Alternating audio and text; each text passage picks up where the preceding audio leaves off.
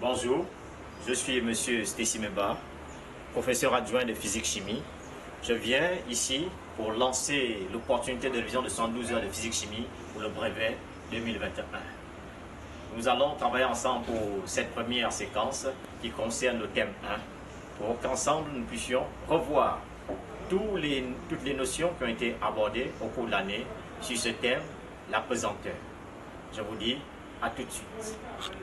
Bien, pour ce thème 1 sur la pesanteur, nous allons d'abord visiter les notions de 6e sur la masse. Deuxième point, la masse volumique, enseignée en classe de 5e. C'est des notions qui vous ont été déjà présentées et qui ont, au niveau 3e, en fin de cycle, un impact notable sur le thème de la pesanteur. Ensuite, nous allons visiter le poids. Quelques rappels sur le poids: appareil, unité SI, système international. La relation de calcul du poids, caractéristiques du poids. Vous allez vous souvenir qu'il y en a 4 qu'on va rappeler ici. Et ensuite, point 4, la poussée d'Archimède. Relation de calcul ainsi que les caractéristiques. Et on finit avec la densité et corps flottant. Bien, pour ce thème 1, nous allons déjà revisiter ensemble la masse, niveau 6e. Il faut connaître déjà la définition de la masse. La masse, comme vous l'a si bien précisé votre enseignant en classe de 6e et en classe de 3e, c'est la quantité de matière qui constitue un corps. C'est ça sa définition. On parle de quantité de matière. Et la masse, pour la mesurer, on a besoin d'utiliser un appareil qu'on appelle la balance. La balance est l'appareil de mesure utilisé pour déterminer la masse d'un corps. La masse, ici, dans le système international, s'exprime en kilogrammes. Donc, kilogrammes.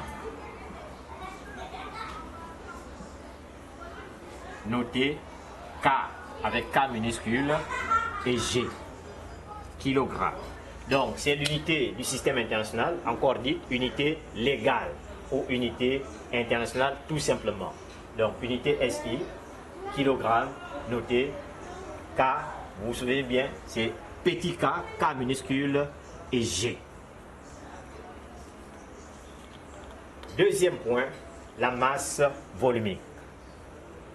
La masse volumique également, vu que la masse volumique est une notion abordée en classe de 5e, je vous propose pour cette séance de révision une définition mathématique. La masse volumique désigne la masse d'un corps par unité de son volume.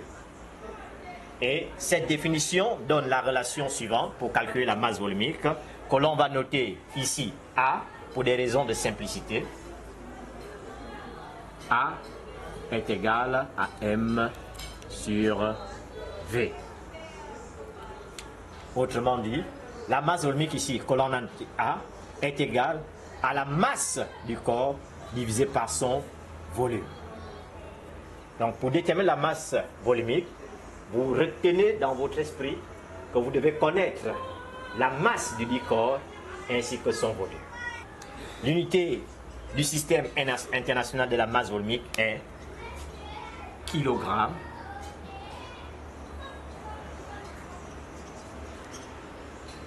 par mètre cube.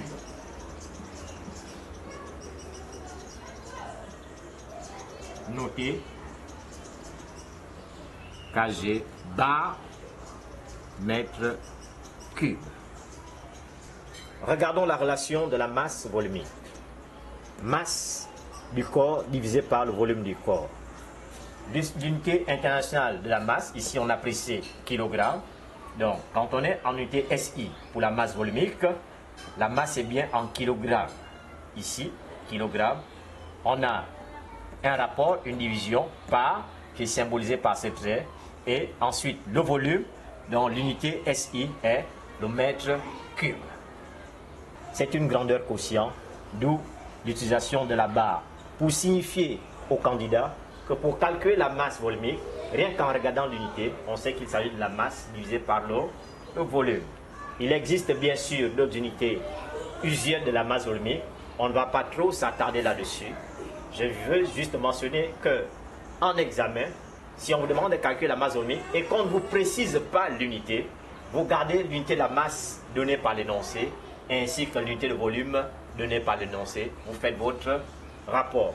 Vous avez votre résultat ici. Tant que l'énoncé ne vous impose pas de convertir, eh bien, vous ne convertissez pas. Le poids d'un corps. Notion, nouvelle notion pour vous, les candidats au brevet.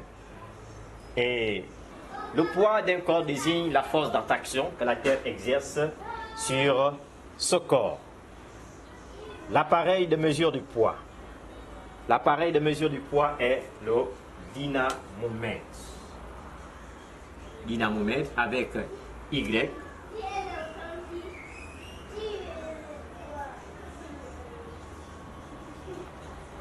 Voilà. Dynamomètre. Donc ça c'est l'appareil qui permet de mesurer l'intensité du poids d'un corps. Et l'unité internationale ou SI du poids est le Newton. Newton, vous allez l'écrire en lettres minuscules pour préciser l'unité et en lettres majuscules pour son symbole. En hommage au physicien Sir Isaac Newton. La relation de calcul du poids. Vous l'avez sûrement fait en classe, tracer la caractéristique poids et masse et vous avez trouvé une droite qui passait par l'origine. La relation pour calculer le poids est une relation de proportionnalité. P, le poids, en lettres majuscules, est égal à la masse que multiplie l'intensité de l'apesanteur G. Et on va travailler toujours ici dans le système international afin que cela soit clair dans votre tête. Toutes les relations qui feront intervenir G, votre masse doit être en système international. Je vais donc indiquer ici les unités. Le poids, nous avons précisé son unité. C'est une grandeur qui s'exprime en newton.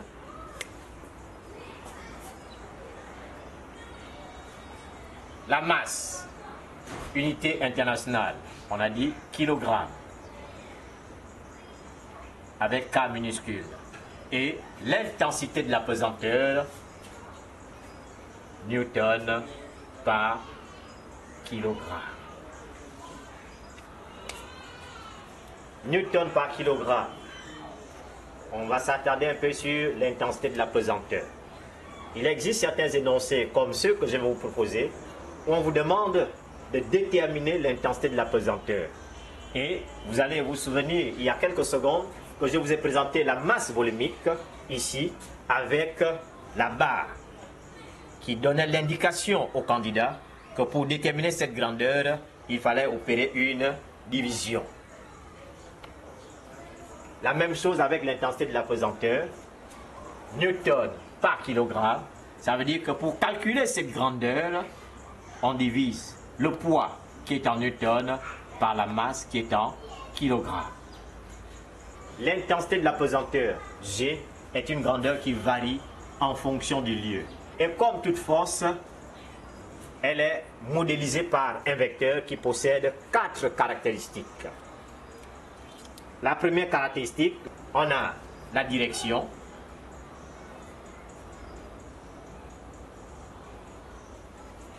Donc, tous les objets tombent selon une direction ou suivant une direction verticale.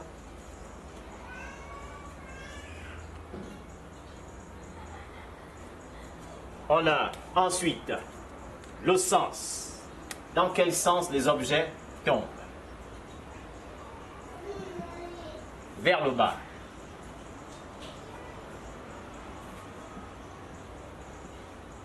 Voilà.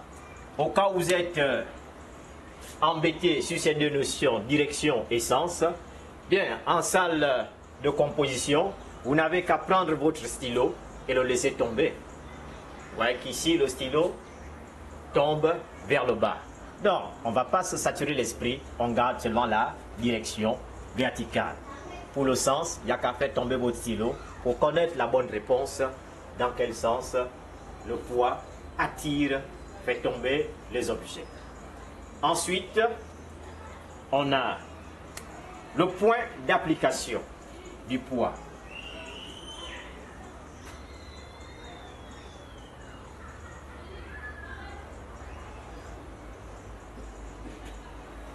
Le poids d'un corps sera toujours représenté au centre de gravité du dit corps.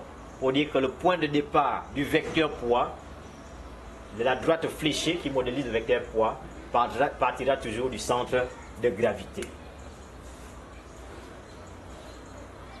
Centre de gravité.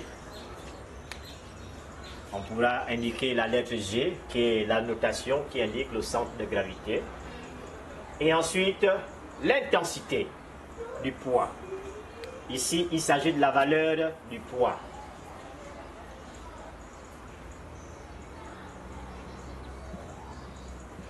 Donc, ici, on vous demande de donner la valeur du poids. P est égal à quoi?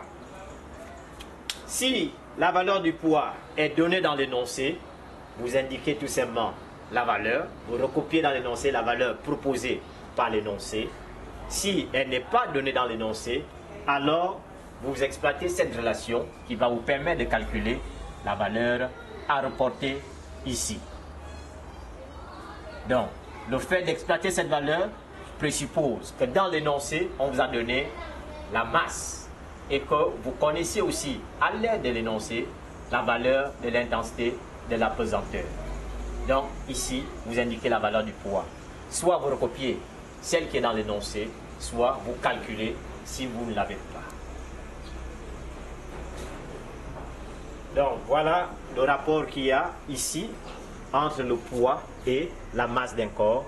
Ces deux grandeurs qui sont liées par une relation de proportionnalité et le coefficient de proportionnalité est l'intensité de la pesanteur. Voilà pourquoi, en cours, lorsque vous avez tracé la caractéristique poids-masse, vous avez trouvé une droite qui passe par l'origine. Quatrième point, la poussée d'Archimède. Vous constaterez que j'ai écrit Archimède avec un A majuscule. Il s'agit bien ici d'un nom propre. Déjà, il faut connaître la relation de calcul de la poussée d'Archimède. La poussée d'Archimède sera notée F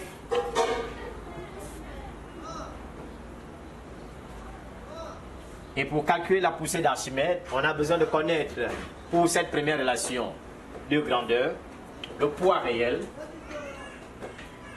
que l'on note P. On a déjà présenté ici et le poids apparent.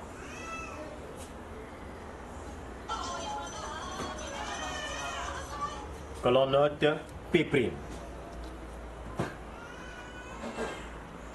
Et l'autre relation qui permet elle aussi de calculer la poussée d'Archimède, F qui désigne la poussée est égale à la masse volumique du liquide, masse volumique qui est une notion déjà rappelée, fois le volume de liquide déplacé, donc liquide déplacé fois l'intensité de la pesanteur.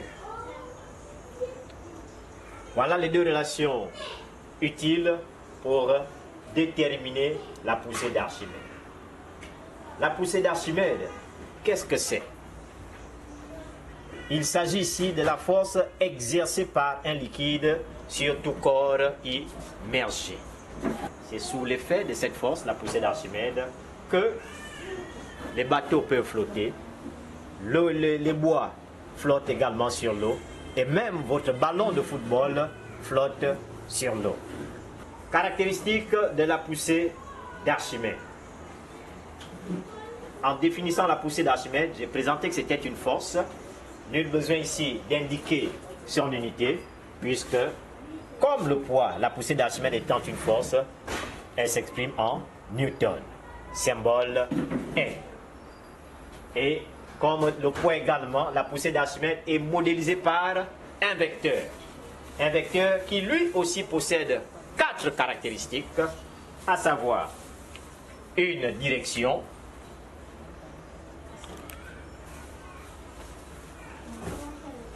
indiquer la verticale.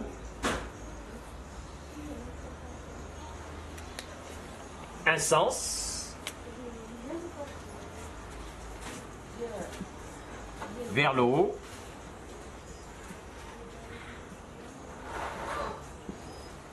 Et pour le sens, si comme avec le poids, vous avez certaines difficultés pour différencier direction et sens, là aussi vous retenez encore que direction c'est la verticale, le sens, imaginez le scénario du ballon de football que vous essayez d'enfoncer dans l'eau et lorsque vous lâchez le ballon, comment celui-ci se comporte, il remonte vers le haut. La remontée du ballon nous indique le sens de la poussée d'Archimède. Et ensuite, on a le point d'application.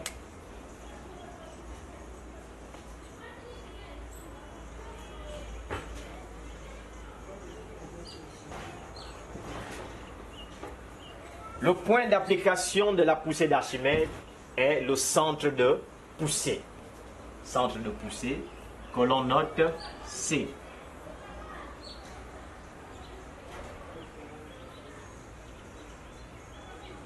Voilà.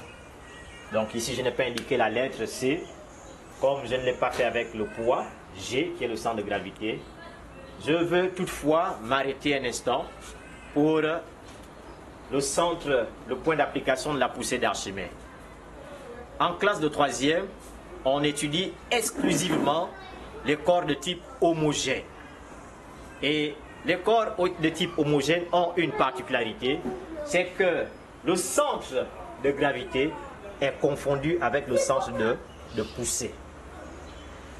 Donc, au niveau de la poussée d'Archimède, en donnant les 4 caractéristiques, si vous arrivez au point d'application et que, à la place ici, vous écrivez centre de gravité, cela n'est pas faux, puisque compte tenu du programme, on étudie les corps homogènes et, comme je l'ai dit tout à l'heure, le point d'application de la poussée d'Archimède et du poids au niveau d'un corps homogène sont confondus.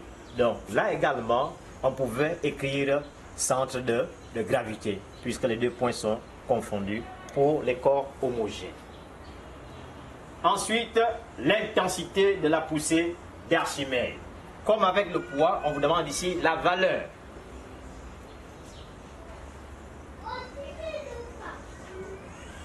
Intensité. Vous écrivez F égale. Comme avec le poids, on rappelle, si l'énoncé vous donne la valeur de l'intensité de la poussée d'Archimède, vous rappelez cette valeur ici. Si l'énoncé ne vous la donne pas, vous devez la calculer en utilisant l'un des moyens ici. Je rappelle que lorsque vous faites un exercice en physique-chimie, vous êtes un détective. Vous êtes assimilable à un Sherlock Holmes sur un lieu de crime. Et l'énoncé est parsemé d'indices. Et pour calculer la poussée d'Archimède, si l'énoncé vous donne le poids réel et le poids apparent, c'est déjà 2 indices qui vous permettent de trouver la poussée d'Archimède. Donc la poussée d'Archimède sera égale au poids réel moins le poids apparent que l'on note P'. Si l'énoncé vous indique la masse volumique du liquide, le volume de liquide déplacé et l'intensité de la pesanteur, eh bien, pour avoir F ici, vous appliquez uniquement cette relation. Donc voilà 2 relations qui permettent de calculer la poussée d'Archimède.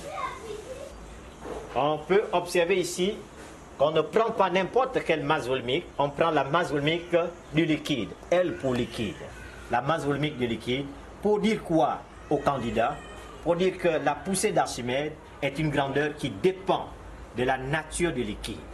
Comme on l'a vu en classe de 5e sur la masse volumique, dans la grande partie propriété physique de la matière, la masse volumique est une propriété physique de la matière, c'est-à-dire elle permet de rendre compte de la nature d'un corps. La poussée d'Archimède est également influencée par le volume de liquide déplacé, ici, qui sera donné par le volume du solide immergé. Donc, je me résume, la nature du liquide va influencer la valeur de F, poussée d'Archimède, et le volume du solide immergé va lui aussi influencer la valeur de F. Comme on l'a vu en classe, pour deux corps qui immergés dans un même liquide, à l'exemple de l'eau, si ces deux corps ont le même volume, ces corps subissent la même poussée d'Archimède. Même si les deux corps cités ou pris en exemple sont de nature différente. Dès l'instant où ils ont le même volume, ils subiront la même poussée d'Archimède s'ils se trouvent dans le même liquide. La poussée d'Archimède, point 4, est intimement liée au point 5, densité et corps flottant. Ici, il ne s'agit pas de faire la présentation de tout un cours. Je vais m'appesantir essentiellement sur les conditions de flottaison d'un corps. Un corps va flotter si et seulement si la masse volumique de ce corps, que je note C, est inférieure à la masse volumique du liquide. Un corps flotte encore si le poids de ce corps est égal à la poussée d'Archimède F. Et enfin, un corps flotte, dernière condition, si la densité D du corps est inférieure à l'unité 1. Voilà les trois conditions à vérifier lorsqu'on vous pose une question sur l'état de flottaison ou non d'un corps. Vous vérifiez si les données le permettent, si la masse volumique de ce corps est inférieure à la masse volumique du liquide, le corps flotte. Si le poids de ce corps est égal à la poussée d'Archimède, le corps flotte. Et si la densité D du corps est inférieure à 1. Et un exemple, si la densité d'un corps est égale à 0,5, ici, selon les conditions présentées, ce corps flotte automatiquement puisque la densité 0,5 est inférieure à 1. Pour la classe de troisième, le corps de référence de la densité est l'eau. Et pour calculer la densité D d'un corps, il n'y a qu'à faire ce rapport.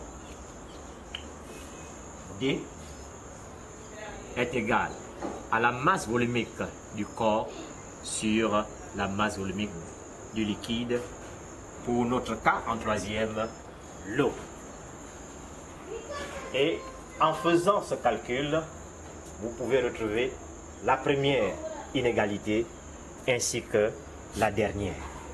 Si la masse volumique du corps est inférieure à la masse volumique du liquide, ça veut dire que en faisant le rapport ici, nous trouvons une valeur qui est inférieure à 1, puisque le numérateur est plus petit que le dénominateur.